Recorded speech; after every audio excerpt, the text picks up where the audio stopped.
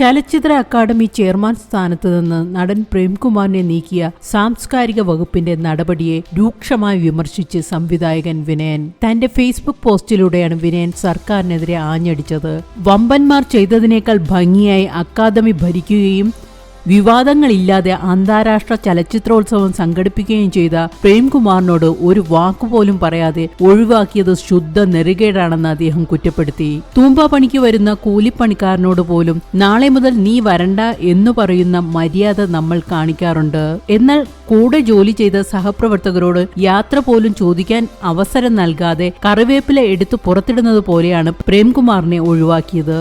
പുതിയ ഒരാളെ നിയമിച്ച വാർത്ത മാധ്യമങ്ങളിലൂടെ നൽകുകയാണ് സാംസ്കാരിക വകുപ്പ് ചെയ്തത്. താനൊരു സാധാരണ കലാകാരനായതുകൊണ്ടാണോ ഈ അവഗണന എന്ന് പ്രേംകുമാർ സങ്കടത്തോടെ തന്നോട് ചോദിച്ചിരുന്നുവെന്നും അപമാനിക്കാൻ മാത്രം തെറ്റൊന്നും താൻ ചെയ്തിട്ടില്ലെന്ന പ്രേംകുമാറിന്റെ വാക്കുകളിൽ എല്ലാം ഉണ്ടെന്നും വിനയൻ തന്റെ കുറിപ്പിൽ വ്യക്തമാക്കി. ഇതിഹാസങ്ങളെയും പൗരപ്രമുഖന്മാരെയും മാത്രമല്ല, കഴിവുള്ള സാധാരണ കലാകാരന്മാരെയും അർഹിക്കുന്ന വില കൊടുത്ത് മാനിക്കുന്നതാണ് ജനാധിപത്യം. മറിച്ച് ചെയ്യുന്നതിനെ സ്വജനപക്ഷപാതം എന്നാണ് വിളിക്കേണ്ടത്. ഇത്രയും വലിയ അനീതി നടന്നിട്ടും മലയാള സിനിമയിലെ സംഘടനകൾ പ്രേംകുമാറിനെ പിന്തുണച്ചു ഒരു വാക്കുപോലും പറഞ്ഞില്ല എന്ന കാര്യവും വിനയൻ പങ്കുവച്ചു.